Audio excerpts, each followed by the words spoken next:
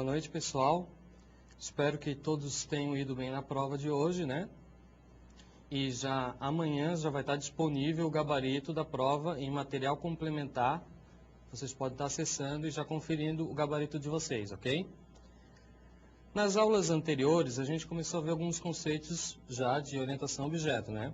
Vimos a questão de classes, que são entidades de mesmo comportamento, ok? Como, por exemplo, a classe bola. Vimos que os objetos são exemplares dessa classe, como, por exemplo, a bola de tênis. Esses objetos eles têm atributos, são as características, os métodos, que são os seus comportamentos, e a gente viu que os construtores é que são responsáveis por estar instanciando ou estar criando os nossos objetos, ok? Também vimos a parte de interface, que é para deixar o código mais reusável, né? E a parte de polimorfismo, onde a gente viu a questão que um método pode ter um determinado comportamento de acordo com o objeto que vai estar trabalhando com esse método, ok? Hoje a gente vai estar vendo a questão de herança, certo? Vamos passar então para o professor Giliardi para ele começar a nossa aula de hoje. Boa noite, pessoal. Espero que todo mundo tenha ido bem na prova. Então, a nossa aula de hoje, como o professor Adriano falou, é sobre herança. Herança é mais o conceito de programação orientada a objeto. Antes de entrar efetivamente no conteúdo da aula, a gente vai fazer uma revisãozinha, uma breve revisão da aula passada, pessoal. Na aula passada nós vimos, então, interface. Interface é um outro componente, assim como herança de programação orientada a objeto, que define um comportamento comum a várias classes. As classes elas já agrupam entidades de mesmo comportamento. Dentre essas classes, se nós tivermos um comportamento que é comum a classes diferentes, a gente pode agrupar isso dentro de uma interface e fazer com que o nosso código fique mais reusável.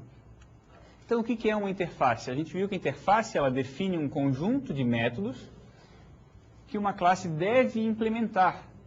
Então, eu defino numa interface os métodos, os comportamentos que a classe deve implementar, mas eu não defino como esses métodos, esses comportamentos têm que ser implementados. Eu não defino o corpo desses métodos. Eu só faço a assinatura deles. A gente viu um exemplo trabalhado na aula, que era o exemplo com as classes aluno, universidade e programa TV. O que esse exemplo tratava? A gente viu que essas três classes, apesar de possuírem comportamentos distintos, elas tinham algumas ações que eram realizadas para todas elas. Então, eu não precisava implementar em cada uma separadamente. Eu via que aluno, universidade e programa de TV recebiam ou eram avaliados, eles possuíam avaliações a serem feitas, eles tinham um resultado por consequência da avaliação e um conceito final em cima do resultado. Então, em cima desses comportamentos, a gente criou uma interface. A interface, pessoal, elas são usadas principalmente para tornar o código reusável. Por que reusar código? Para que eu não precise reescrever, tem aquele velho ditado na programação, que eu não preciso reescrever a roda, não preciso reinventar a roda. Se eu tenho já um código, uma interface, um comportamento implementado na forma de código, eu simplesmente defino uma interface para esse código, para esse comportamento, e aí eu especifico na implementação de cada classe o corpo dos métodos. As interfaces, então, elas não especificam implementação. Se eu tenho uma interface, se eu tenho um comportamento comum a diversas classes, eu defino quais os métodos eu preciso implementar, mas não defino como eles vão ser implementados. Além disso, as interfaces, elas não podem ser instanciadas. Eu não crio objetos a partir de interface. Eu simplesmente implemento essas interfaces em algumas classes. Também não possuo atributos, pessoal. As interfaces elas não podem ter atributos. Elas só têm a assinatura dos métodos. E quando eu defino também uma interface, a classe que for implementar, lembra lá do códigozinho implements, da palavra reservada, implements?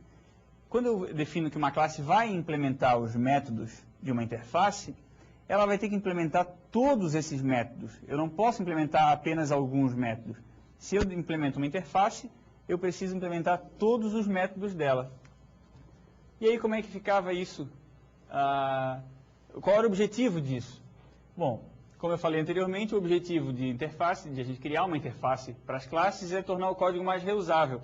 Com isso, eu viabilizo a criação, o uso de componentes, componentizo o meu sistema. E componentizando o meu sistema, eu reduzo o esforço de evolução das aplicações. Eu tenho uma reusabilidade de código que me facilita para que eu não precise ficar reescrevendo alguns comportamentos. Além disso, a interface, elas formalizam o polimorfismo. Polimorfismo, como a gente viu, é a definição de várias formas num mesmo método. A gente vai revisar isso também. E um exemplozinho de interface, uma interface simples que foi trabalhada na aula. Aquelas 3 classes que eu citei, aluno, programa de TV e universidade, a gente definiu um comportamento comum a todas, que era o de avaliação. E aí a gente criou uma interface chamada avaliação. Nessa interface, eu defini 3 assinaturas de métodos. O setAvaliação, para definir a avaliação para cada uma das classes. Um getResultado, que ia me retornar o resultado dessa avaliação feita anteriormente. E um getConceito. Esses métodos, pessoal, eles só têm assinatura. Eles não têm implementação, eles não têm corpo, percebam, eles não abrem um bloco aqui, certo? Então, eu só tenho a assinatura desses métodos. É isso que eu preciso fazer na interface. E também não preciso dizer que esses métodos são do tipo public, são públicos, porque implicitamente todos os métodos, todas as assinaturas de uma interface, elas são públicas, elas têm visibilidade do tipo pública. Mais um conceito visto foi o de polimorfismo aplicado à interface. O polimorfismo, a palavra em si, significa várias formas. E na programação orientada a objeto, isso quer dizer que eu tenho métodos com o mesmo nome, a mesma assinatura desse método, em classes, pessoal, diferentes. Então, eu tenho métodos exatamente com o mesmo nome, em classes diferentes, e elas vão ter comportamentos diferentes. O que isso quer dizer? Lá na classe aluno, na classe avaliação e na classe, na classe universidade e na classe programa TV, eu tinha comportamentos que eram definidos pela interface, que eram de avaliação. Então, cada classe implementava esses 3 métodos que nós especificamos de acordo com as suas características, de acordo com as suas regras. Isso é polimorfismo. Na hora que a gente chama uma classe que implementa uma interface do tipo avaliação, eu só preciso saber o nome do método. Eu sei que aquelas classes implementam o método definido na interface, mas eu não preciso saber o que esses métodos fazem em cada uma delas. Isso é polimorfismo. Um exemplo dado na aula passada para a gente aplicar o polimorfismo foi o uso de uma lista. Nós tínhamos uma lista com 3 objetos, um de aluno, um de universidade e um de programa de TV, e a gente definiu que eles tinham uma avaliação. Eles implementavam uma interface avaliação. Então, eu adicionei a essa lista, que essa lista referenciava a interface do tipo avaliação, esses objetos, e aí eu só chamava, através da lista, o método, a assinatura do método que eu já conhecia. Vejam, eu chamo lista na posição, né? Ponto getResultado e o ponto getConceito. Com isso, eu usava do polimorfismo, porque eu conhecia a assinatura dos métodos, para trazer o retorno deles e aí tratar cada um deles especificadamente. Cada método, cada classe fazia o seu tratamento, fazia a sua execução de acordo com o código implementado, em cima da assinatura que a interface definiu. Então, essa revisãozinha, pessoal, mais para vocês se situarem, que a gente viu na aula passada, e agora a gente vai só verificar se em cima desse assunto tem alguma dúvida. Vou passar a palavra ao professor Adriano. Então, pessoal, eu vou aproveitar esse momento já para dar os avisos, certo? Então, não esqueçam que dia 21 vocês têm que entregar o cartão resposta da lista de exercício para o seu tutor presencial no centro associado. E para quem não baixou ainda a lista, ela está em material complementar da nossa disciplina. Relembrando, tá, que já está disponível no ambiente de aprendizagem Sofia, certo? 2 ferramentas. Uma é o fórum e outra é o chat. Vocês podem estar utilizando para trocarem experiências entre vocês. Ainda no Sofia, foi colocado 2 links para vocês estarem baixando e utilizando caso vocês queiram, tá?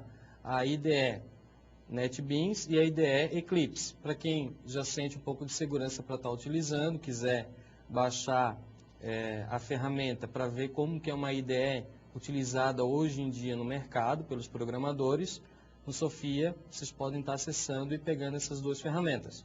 Como também, lá vocês vão encontrar alguns tutoriais para poderem estar utilizando e conhecendo um pouco dessas IDEs. Tá? Agora, para reforçar essa revisão do professor Giliardi, só quero lembrar, a palavra reservada para declarar uma interface é interface.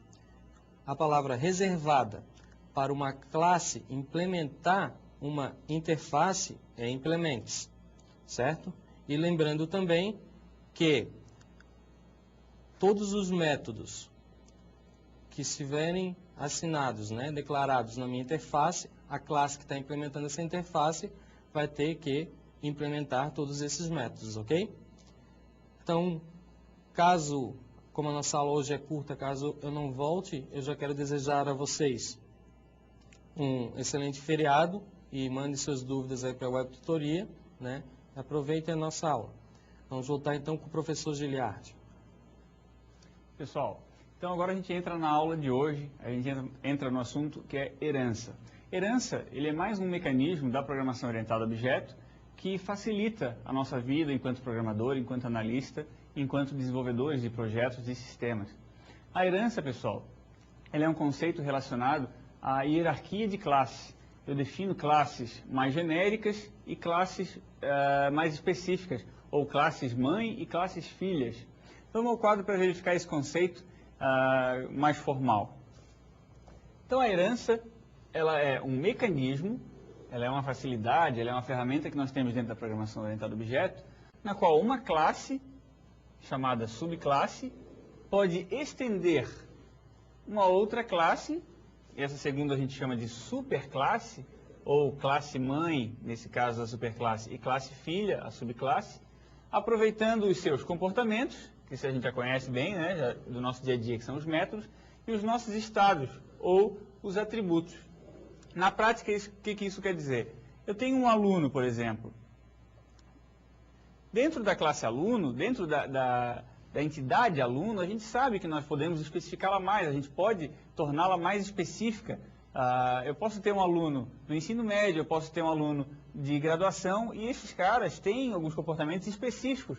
Então, eu não preciso tratar todo mundo simplesmente como aluno de graduação, ou todo mundo como aluno do ensino médio, ou pior ainda, tratar todo tipo de aluno simplesmente como um aluno padrão. E aí, em cima desse aluno, implementar todos os comportamentos e atributos que eu possa ter para um aluno qualquer, numa classe única.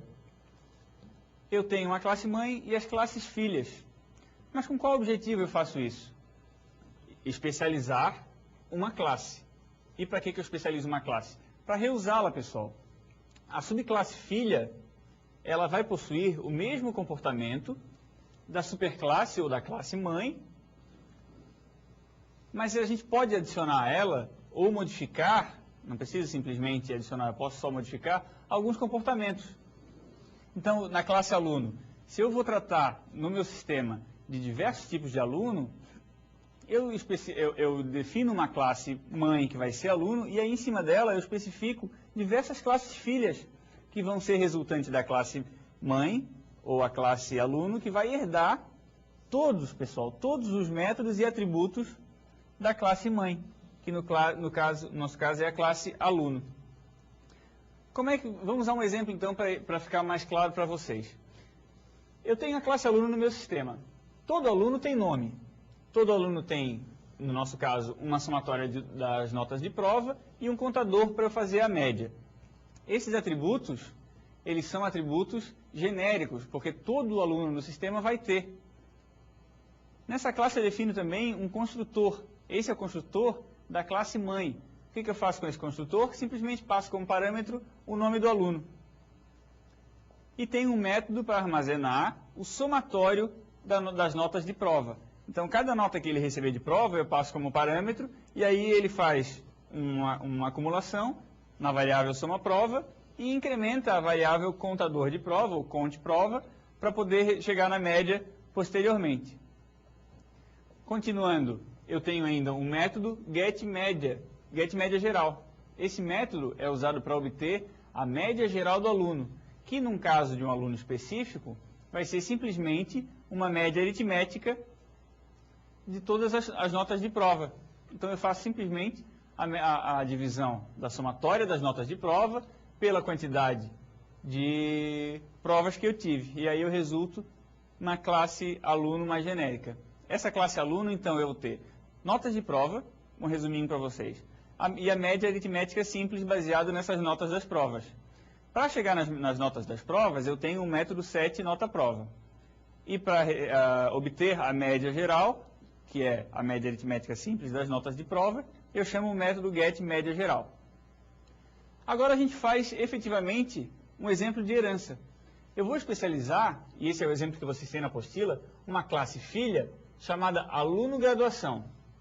Esse aluno graduação, ele vai estender a classe aluno, pessoal. Olha aqui a palavrinha reservada, extends, que o professor Adriano mencionou. Essa palavra é que é usada, é a que eu coloco depois do nome da classe, para dizer que ela é uma classe que herda todos os seus métodos, todos os seus atributos, de uma classe mãe, da classe aluno nesse caso. E aí eu posso ter também alguns atributos específicos. Essa classe, lembrando, ela herda todos os atributos da classe aluno. Então eu tenho aqui já uma variável que chama nome do aluno, uma variável soma nota de prova e uma contador de nota de prova. Além disso, eu tenho uma soma exercício e uma contadora de exercício. Essas duas variáveis a gente está usando para diferenciar essa classe da classe aluno. Na minha classe aluno, eu não tenho nota de exercício, mas um aluno de graduação, no nosso exemplo, ele vai ter essas notas de exercício para somar a média.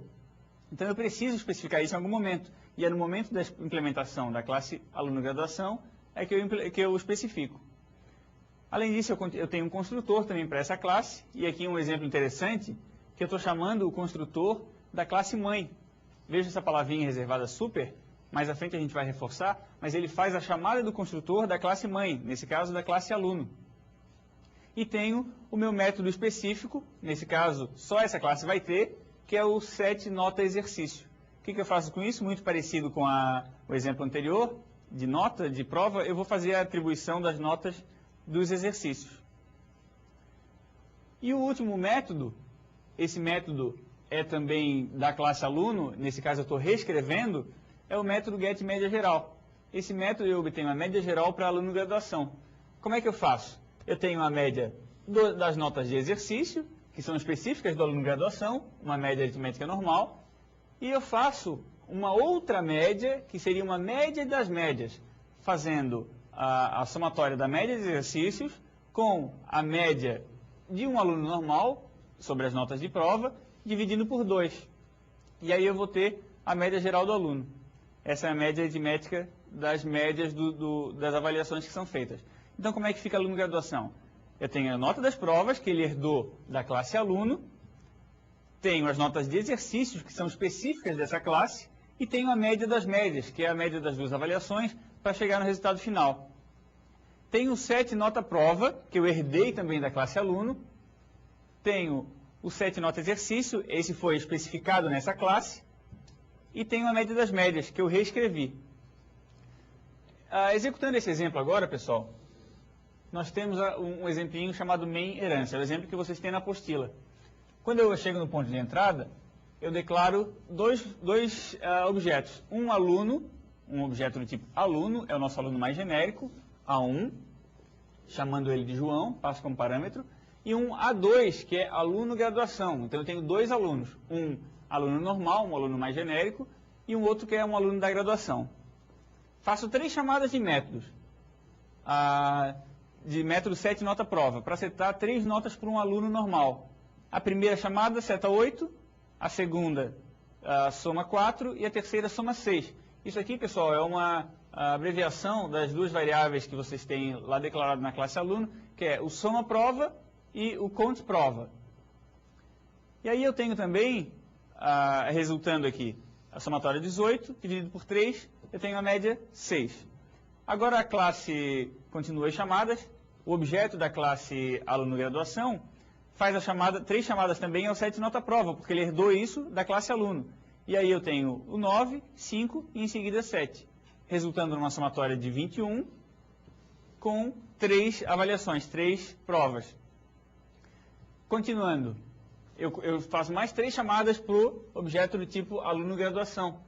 Agora eu vou chamar o set nota exercício. Esse cara, o aluno graduação, ele tem o método set nota exercício, e aí eu chamo 3 vezes. A primeira levando 8 como parâmetro, a segunda levando 10 e a terceira 9. Eu totalizo 27 em 3 avaliações, em 3 exercícios. A primeira média eu tenho 21 por 3 provas. Eu tenho uma média 7.